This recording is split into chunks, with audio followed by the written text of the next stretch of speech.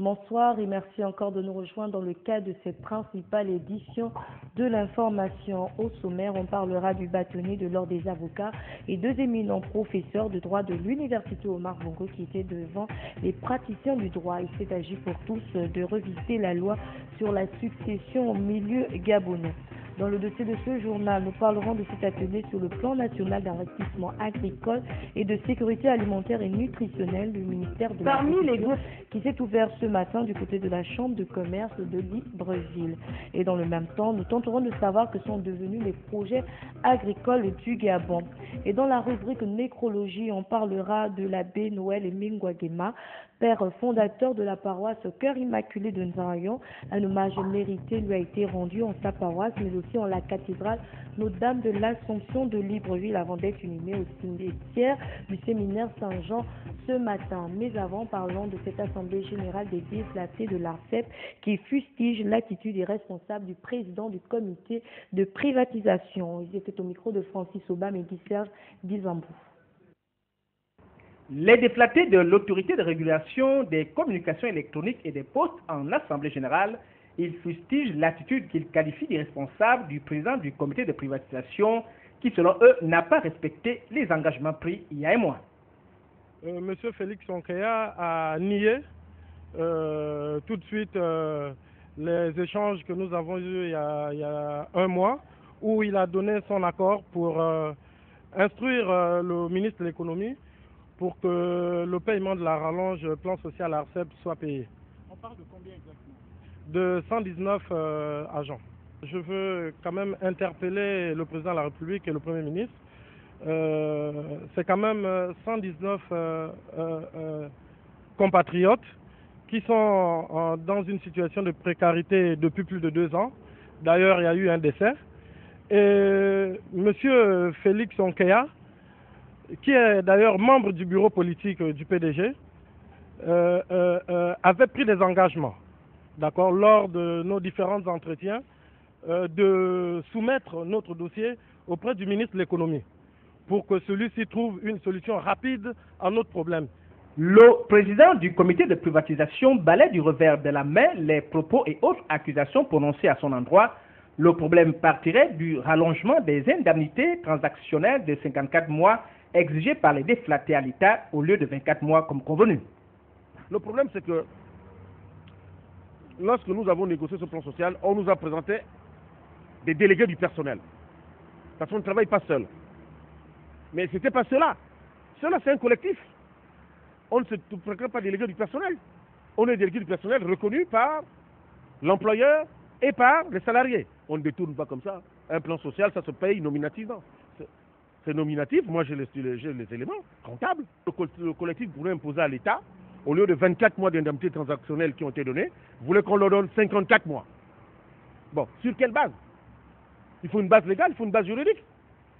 Vous ne pouvez pas passer de 24 à 54 mois, comme ça. Il faut une base juridique. Sur quelle base? Étant donné que l'indemnité transactionnelle est une mesure d'accompagnement préconisée par l'État. Et la jurisprudence fixe aujourd'hui la durée à 24 mois. À ce qui semble, le problème de ces 119 compatriotes n'est pas encore arrivé au bout du tunnel. Parlons tout aussi de la colère dans la province de Langounié des fonctionnaires à cause des allocations familiales qui leur auraient été prélevées dans le salaire. Certains s'expriment au micro d'Arnaud Monza sur les images de notre correspondant dans cette localité. J'ai été surpris que dans mon salaire, on m'enlève les allocations familiales. Donc que, quelque part, on avait averti que ceux qui ne devaient pas se faire immatriculer ne devaient pas être surpris.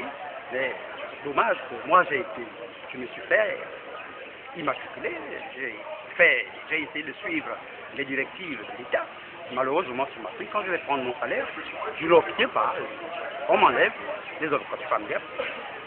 on m'enlève les allocations familiales. Nous sommes désolés puisque nous avions constaté qu'il y a eu une rupture des allocations familiales et ceci ne nous arrange pas. Et vous percevez un salaire de combien d'habitude 325 000. Et aujourd'hui, vous avez eu Je combien me retrouve à 200.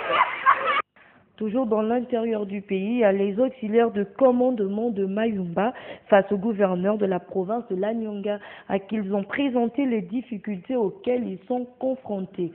Juliette Bayard, TV+, Nyanga. Les auxiliaires de commandement et notables de la Basse-Bagno ont par la visite d'inspection du gouverneur de la province de l'Anyanga dans leur localité saisi le bal au banc en égrénant le chapelet de leurs doléances et problèmes rencontrés au quotidien. Ce que j'apporte ici pour le moment, c'est la facturation de la SDG. Ce petit village comme Mayumba, nos maisons, on écoule 60, 50 000, c'est vraiment trop, c'est trop. Et pourtant, on avait des compteurs, mais je ne sais pas ce qui est arrivé pour nous changer ces compteurs. On a crié, on a écrit pour demander le compteur de l'âge. Jusqu'à présent, aucun signe de vie. Ça gaspille nos appareils. Les interventions aux allures de requête de ces auxiliaires de commandement ne sont pas tombées dans les oreilles d'un sourd. L'autorité provinciale a promis relayer le message en vue d'améliorer la peine de ses administrés. Les responsables de l'ONG Samba Mwana dans la province de Langounié au chevet des élèves dans le cadre d'une campagne de sensibilisation relative aux violences et abus sexuels à l'endroit des enfants. Arnaud Manza, TV+, Ngouni. Ils écoutent très attentivement et prennent des notes. Les élèves assistent à une séance de sensibilisation dans le cadre de la conscientisation et prévention des violences et abus sexuels à l'endroit des enfants. Initiative de l'ONG Samba Mwana qui est à sa 7e province dans le droit de fil de cette campagne. Le but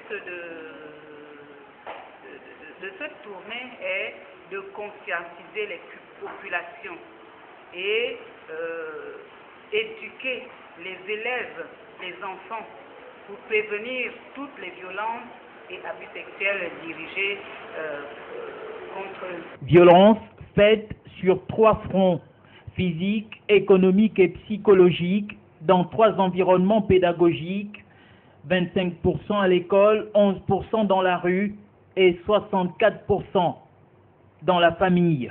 Autrefois, l'enfant se sentait protégé dans sa famille, mais maintenant, l'enfant est plus exposé dans son cadre familial, c'est qu'il y a un problème. C'est peut-être l'effet de mode. Il y a beaucoup de cas d'inceste que nous rencontrons. L'inceste est tellement développé dans ce pays que nous ne comprenons plus rien. Est-ce que le Gabonais a perdu ses valeurs? Est-ce que le Gabonais a perdu le sens du mot enfant? Qu'est-ce qui se passe dans la tête du Gabonais d'aujourd'hui?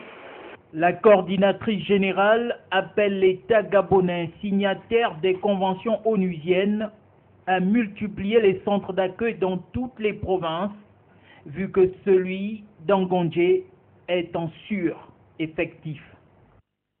Et puis cette rencontre, gouverneur de la province de l'Anyanga et la population, objectif principal, s'enquérir des conditions de vie et de travail des résidents de cette partie du pays. Nathalie Oké, TV+, Nyanga. Le gouverneur de la province de l'Anyanga, à la tête d'une forte délégation, vient de sillonner le département de la Basse-Bagno à Mayumba. Une tournée qui s'inscrivait dans la prise de contact avec ses administrés. Occasion également pour ces derniers d'aller s'enquérir des conditions de vie et de travail des populations de Mayumba. À l'issue de cette première étape de ce périple, voici la réaction du premier responsable provincial. J'ai quand même retenu parmi les points cruciaux, c'était le chef de regroupement qui a parlé d'abord il a posé le problème des indemnités de cheptel. Oui, c'est un problème. C'est un problème. Quand je suis arrivé à Kibanga, j'ai trouvé qu'on ne peut pas payer le 4e trimestre de la cheptel.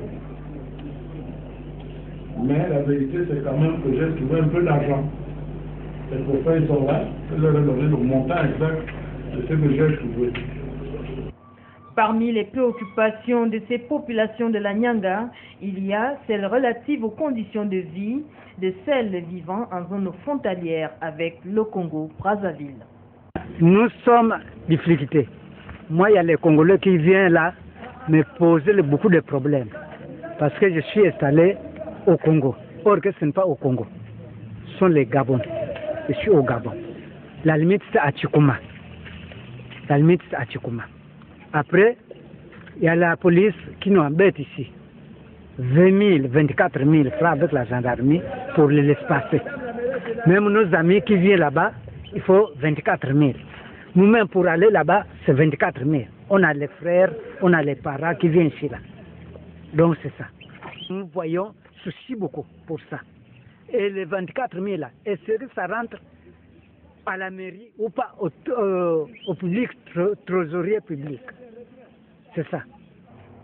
Une tournée du gouverneur de la province de la Nyanga qui s'est poursuivie dans d'autres départements de cette localité de notre pays. De retour à Libreville, parlons de cette conférence de presse des membres du mouvement dynamique unitaire qui appelle une fois de plus à la mobilisation des agents de l'État. Compte rendu, Francis Obam, Benoît Momba. Un appel qui sera fortement entendu au vu de la discorde qui persiste entre Dynamique Unitaire et le gouvernement. Le président était clair. Il nous a renvoyé dos à dos le gouvernement et la Dynamique Unitaire pendant le week-end pour trouver une solution de sortie de crise suite à la paralysie de différentes administrations du Gabon. Au terme de ces travaux avec le gouvernement, ce dernier n'a proposé aucune solution de sortie de crise. Nous demandons à tous les travailleurs, où qu'ils soient, sur l'étendue du territoire, de résister, de résister et de résister. Notre dignité en dépend. Nous ne pouvons pas rentrer en grève pour des accessoires de sol, alors que lorsqu'il s'agit maintenant du principal, les gens puissent se débiner.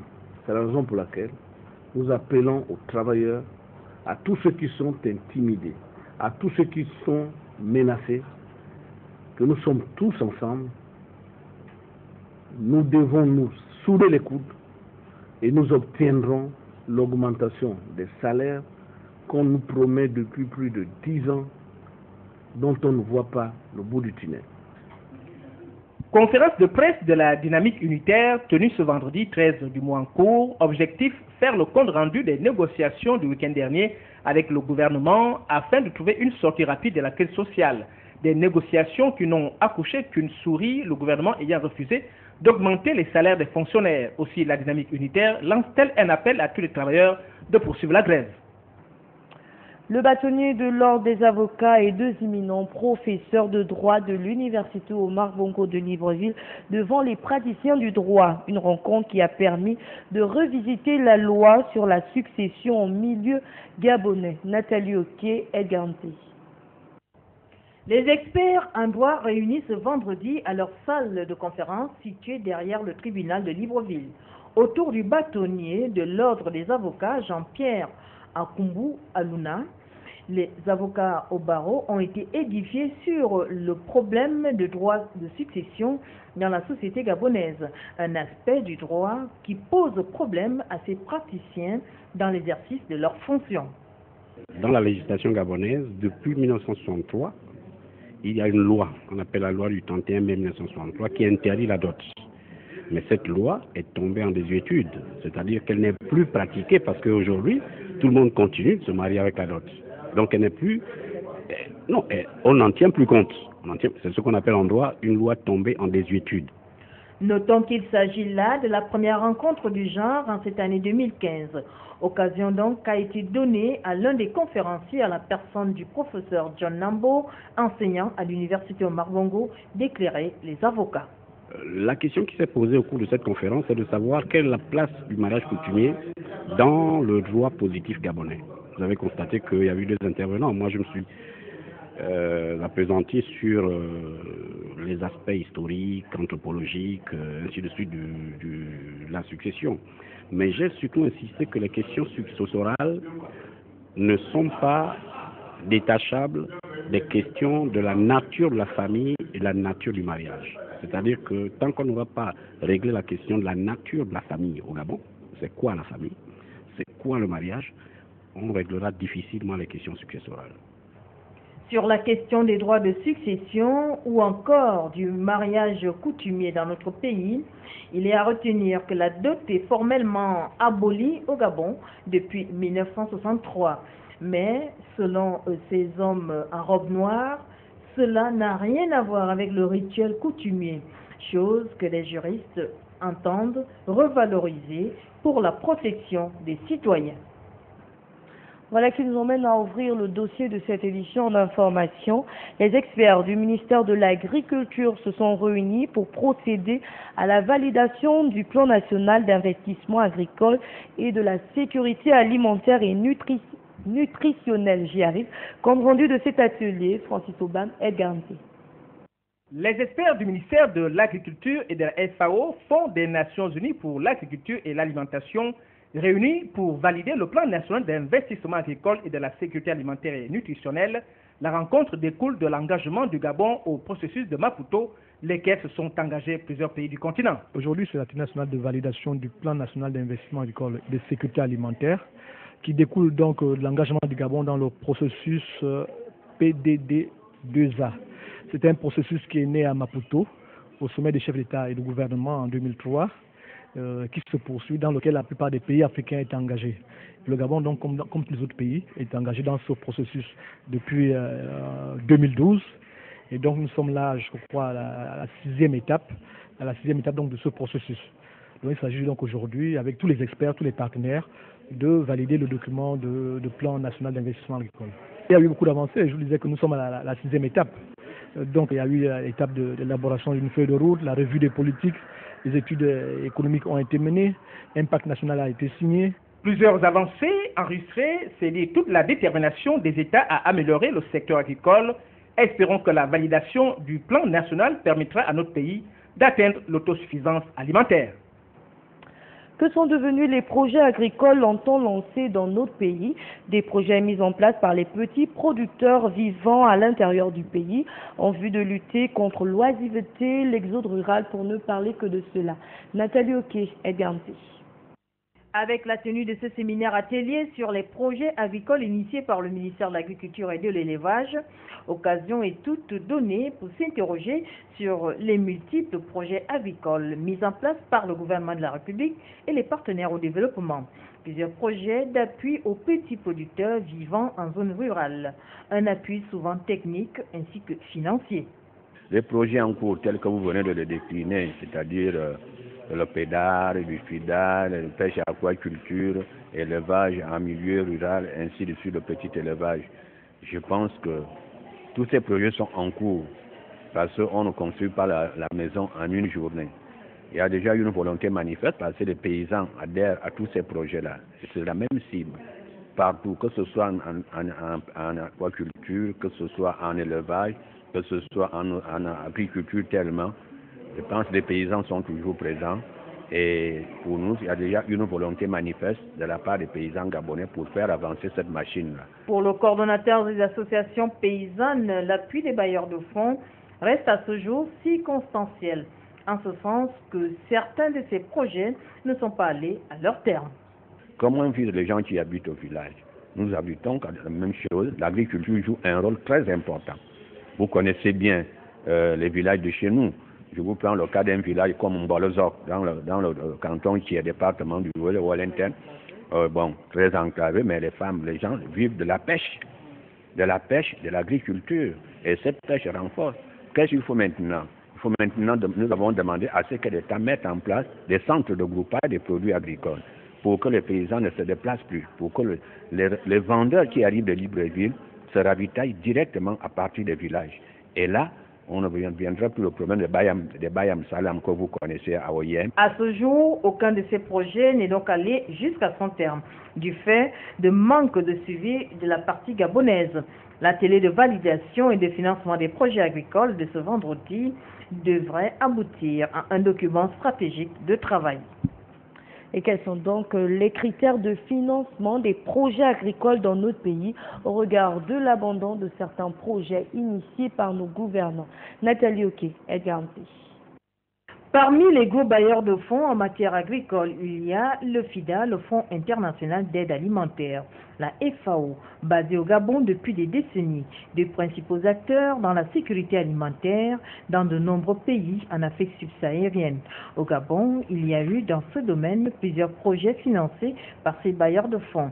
Selon les statistiques du ministère de l'Agriculture, seule la partie gabonaise n'assurerait pas le plus souvent son rôle, ce qui a pour incidence directe l'abandon des projets en cours.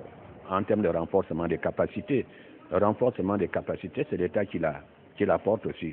Renforcement des capacités dans le domaine organisationnel, dans le domaine formation, dans le domaine renforcement des capacités humaines et même le domaine de l'information et de la technologie. Soucieux d'en avoir plus ample explication, nous nous sommes rapprochés des experts de la Gaza et ceux de la FAO, mais hélas, notre demande est restée vaine. Pourtant, il s'agit là d'un atelier regroupant de nombreux experts dans le domaine agricole. Pour ses compatriotes, il leur est formellement interdit de se prêter aux questions sur TV+. Que peut-on comprendre de cette attitude de ces experts de la Gaza ou encore de la FAO? Il s'agit pourtant des questions de sécurité alimentaire des populations gabonaises. Et nul n'est mieux placé que ses compatriotes pour édifier l'opinion. Et pour terminer, comment assurer la sécurité alimentaire dans notre pays si cela est possible? Francis Aubin pour en savoir un peu plus à ce sujet. Comment assurer la sécurité alimentaire au Gabon? La question a été abordée au cours du atelier. Sujet d'importance, il faut le dire, les experts donnent des pistes de solutions. Pour assurer la sécurité alimentaire au Gabon, il n'y a pas de 36 000 solutions. Les solutions sont connues, utilisées dans tous les pays. Il s'agit simplement de produire et donc d'augmenter la production nationale pour pouvoir assurer la sécurité alimentaire de manière durable. Parce qu'effectivement, on ne peut pas reposer la sécurité alimentaire d'un pays sur les importations qui dépendent d'un certain nombre d'aléas au niveau international. Donc je crois que la seule manière d'assurer la sécurité alimentaire de manière durable, c'est d'augmenter la production nationale d'aliments. La sécurité alimentaire, ça a plusieurs niveaux. La sécurité alimentaire, parce qu'actuellement, on nous demande de produire des aliments bio, c'est-à-dire sains. Mais d'un autre côté aussi, on nous demande d'utiliser des intrants. Mais les intrants en tant que tels ne sont pas mauvais. C'est surtout au niveau du dosage. Parce qu'il faut respecter ce qu'on nous dit quand on vous demande de doser. Par exemple, si c'est une petite boîte de tomates, vous ne devez pas excéder. Donc les intrants en eux-mêmes ne sont pas mauvais. Mais c'est parce qu'il y a des gens qui utilisent mal. La sécurité alimentaire n'a pas de prix. Le volet devrait être davantage pris en compte par l'État à travers les recommandations issues de cette rencontre. Voilà donc qui referme le dossier de cette édition d'information. Les plans retraite pour les agents de l'État sans doute améliorés d'ici là avec la mise sur pied d'un nouvel organe qui devra se charger de l'organisation de la situation de cette catégorie de compatriotes. Il s'agit de la Caisse des pensions et des prestations familiales dont la présentation s'est faite ce matin dans un hôtel de la place en présence de Patrick Serrano et Benoît Mwamba. C'est le 8 juillet 2014 que le décret portant création de la Caisse des pensions et des prestations familiales des agents de l'État a vu le jour. C'est le décret numéro 236/PR/MBCP qui hérite donc des services de la dette viagère du Trésor et le transfert de ses missions à cette nouvelle entité. Il s'agira pour cet organe de rendre plus fluides toutes les procédures relatives aux pensions et autres prestations sociales qui jusque-là souffrait d'un déficit criard en termes de lisibilité et évidemment de crédibilité dans les différentes opérations que devaient mener les agents de l'État retraités pour voir leur dossier de pension aboutir. Ainsi, les lourdeurs seront amoindries, sinon un mauvais souvenir. Une de nos missions, c'est d'améliorer la qualité de l'accueil et de réduire aussi les délais de traitement des pensions. Il est vrai que tout le processus qui aboutit à la pension ne commence pas chez nous. Par exemple, lorsqu'un pensionné prend sa retraite, il faut qu'il aille prendre un certain nombre de documents à la fonction publique qui attestent du fait qu'il a cessé son service ou dans son administration pour qu'il soit pris en charge par nous. Mais dans tous les cas, nous nous sommes fixés comme ambition. Et de toute façon, ça nous a été demandé d'améliorer nos relations avec les administrations qui délivrent, qui sont des interfaces avec nous, de manière à ce que l'assuré souffre le moins possible. Les enjeux sont énormes, c'est du moins ce qui ressort de la démarche et des missions assignées à cette nouvelle institution qui entend tout de même et de façon pérenne, dans les règles de l'art et dans les temps, verser des pensions aux retraités de la fonction publique et des militaires, tout en optimisant une meilleure gestion des pensions à travers une amélioration de la qualité des services de ces agents retraités.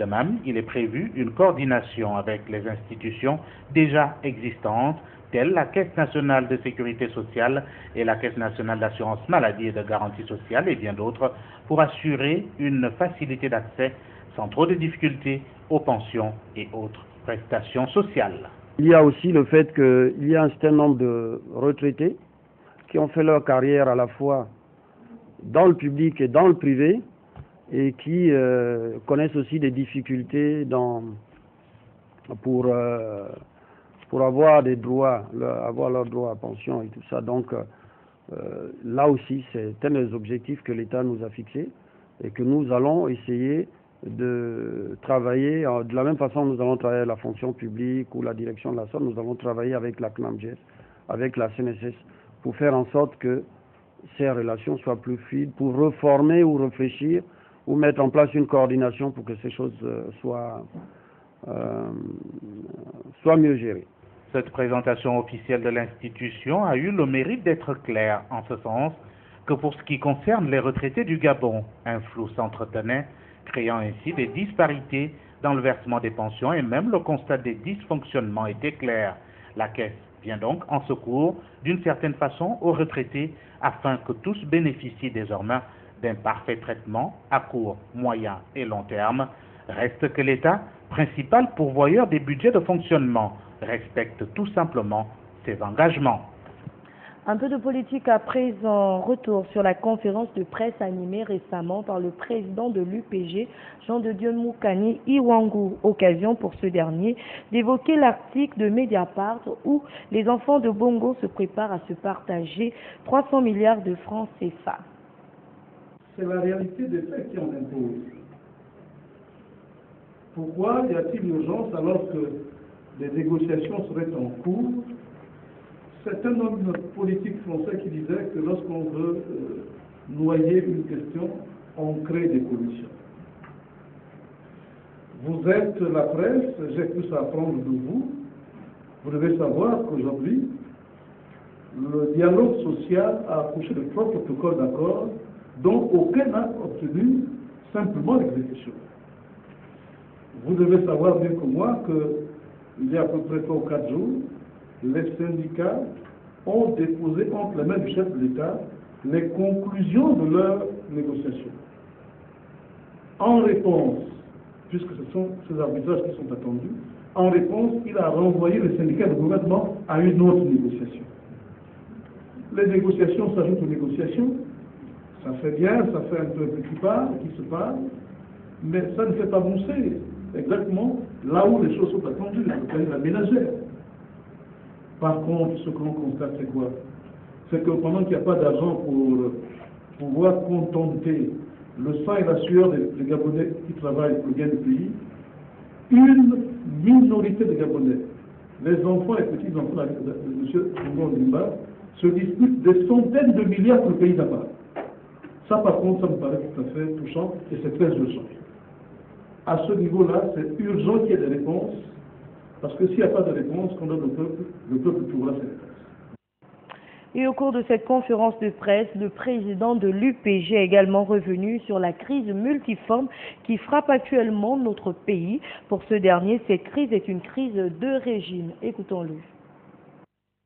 C'est le système dans son entièreté qui est aujourd'hui totalement à l'épreuve. Dois-je rappeler, madame, que le Gabon, c'est trois pouvoirs. La séparation des pouvoirs exécutifs, législatifs et bien sûr judiciaires. La preuve vous a été rapportée ici de ce que nous sommes face à une crise de régime, simplement parce que des personnes aux affaires sont en deçà de leurs responsabilités. Aujourd'hui, vous voulez savoir quel message nous lançons aux populations par rapport au contexte. Mais le contexte, qualifions-le clairement. C'est un contexte créé par le fait que la première personnalité du pays ne tient pas à ses engagements. Celui qui doit tirer les conséquences de cela, ce n'est pas le peuple, c'est lui.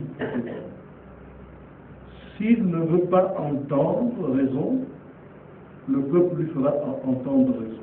Parce que dans le monde entier, c'est exactement l'évolution que prennent les choses en pareille circonstance.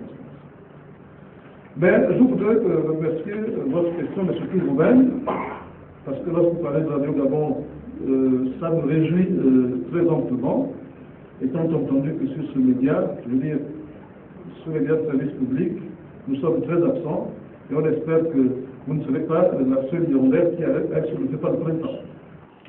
Pouvez-vous vous sacrifier pour votre nièce ou votre neveu? C'est la question débattue dans la fenêtre ouverte de Juliette Maillard. Un enfant, dans les us et coutumes africaines, appartiendrait à la communauté. Du coup, un neveu ou une nièce dans une famille peut-il bénéficier de tous les égards des oncles et ou des tantes? Mon neveu, en fait mes neveux à la maison, hein, comme mes enfants, sont mes enfants. Je peux me sacrifier pour mon neveu, ma nièce, parce que ce sont mes enfants. Je suis une Zébi, hein, parce que l'enfant de ma soeur, c'est mon enfant. Ma nièce ou mon neveu, je peux me sacrifier par amour. On parle de neveu et de nièce. On s'occupe de neveu et de nièce, ça fait 60 ans. Moi, je suis Bapounou, c'est mon neveu qui me remplace derrière. Je m'occupe d'eux. Dans notre tradition Bapounou, notre tradition fait comme ça. Quand l'oncle s'en va, c'est le neveu qui remplace l'oncle. Tout à fait normal, dans notre tradition. Ah non, mes enfants partent d'abord, après c'est mes neveux après. Compte tenu de la conjoncture économique actuelle et des problèmes de sorcellerie et mysticisme décriés dans certaines familles, dire se sacrifier pour un enfant autre que le vôtre relève de l'extraordinaire. C'est pas très facile, parce que la situation économique est très préoccupante. Donc s'occuper de ses enfants et de ses neveux, c'est une autre difficulté.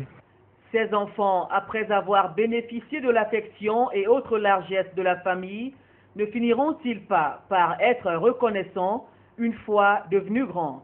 Le débat continue chez vous.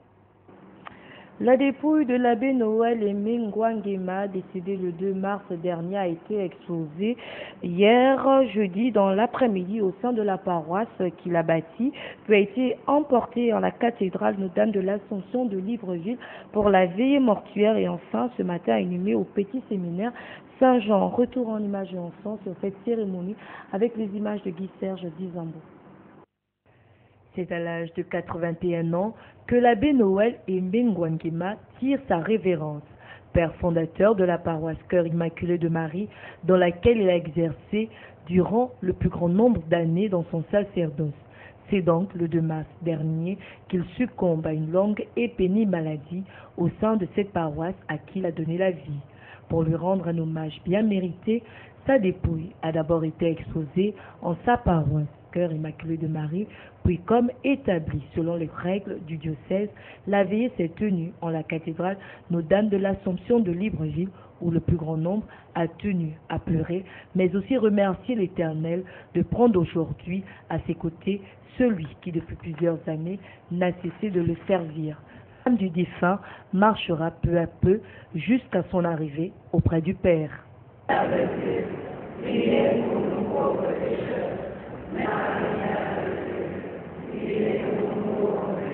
Louis de ton Saint est béni.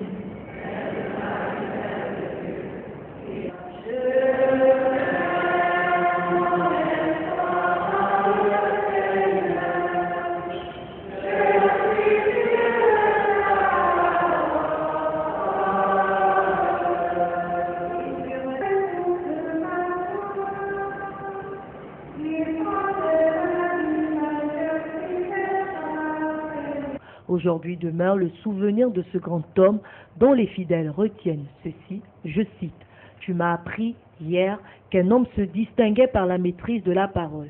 Il doit réfléchir avant de parler et lorsqu'il a donné sa parole, il ne doit plus la reprendre. Il doit respecter les interdits et se montrer courageux. » Fin de citation.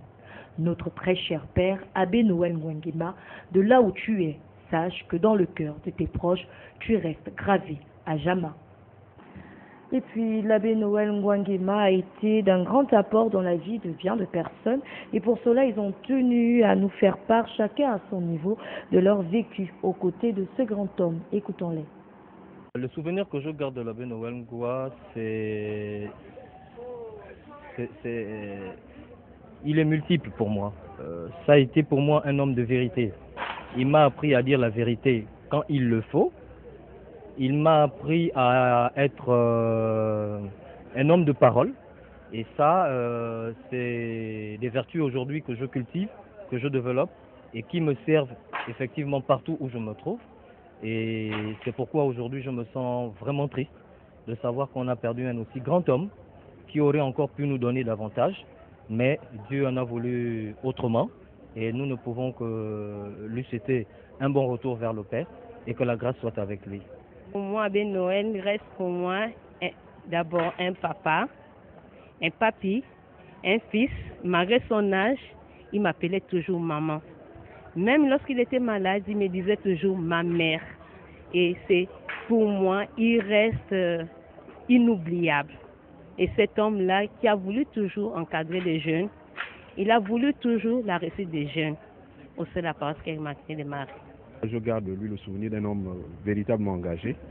Je crois que dans ma vie de jeune, c'est le premier prêtre que j'ai vu parler de manière tout à fait claire des problèmes de la société, des problèmes politiques de la société, alors que nous avions à cette époque une idée quelque peu ambiguë sur le rôle de l'Église vis-à-vis de la société et également le rôle de l'Église vis-à-vis de la politique.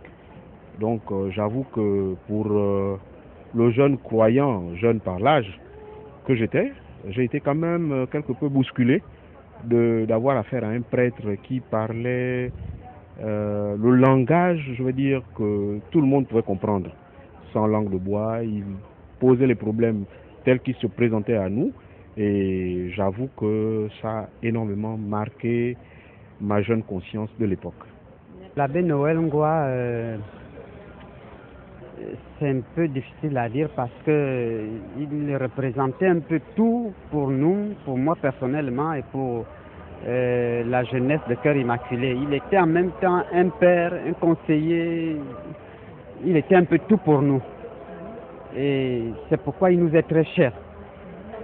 Je ne sais pas si j'ai des mots pour exprimer ce qu'on ressent. Mais en même temps aussi, pour moi c'est une joie parce que la souffrance, nous avons vu Noël Nguengema dans étant en bonne santé, bien portant. Mais quand on le voyait souffrir, on souffrait plus que lui. Vraiment, la souffrance était aussi forte pour nous. Donc, son départ, c'est en même temps une joie, c'est en même temps aussi une tristesse parce qu'on perd quelqu'un qui a beaucoup joué dans nos orientations, dans l'orientation des uns et des autres dans la paroisse. Parce que beaucoup aujourd'hui sont devenus des cadres grâce au conseil de l'abbé Noël Nguengema, grâce aux directives de l'abbé Noël Nguengema. Dieu a donné, Dieu a repris. C'est sur cette note que se referme ce journal, mais avant la page éphéméride. D'abord la citation du jour. Un homme devient sage à force de se rendre compte de ce qui lui arrive quand il ne l'est pas. C'est une citation de Dublin Opinion. Le proverbe du jour à présent. Berger qui vante le loup n'aime pas les moutons. Demain, nous serons samedi 14 mars 2015, 73e jour de l'année. Il en restera 292. Nous sommes toujours dans la 11e semaine. Les fêtes à souhaiter demain, Mathilde et Maud.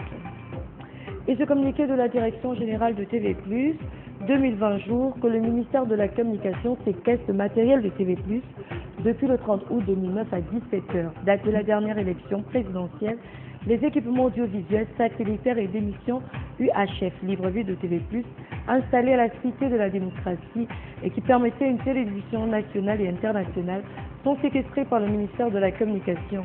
TV+ réclame ces équipements audiovisuels au nom de la liberté de presse en République gabonaise.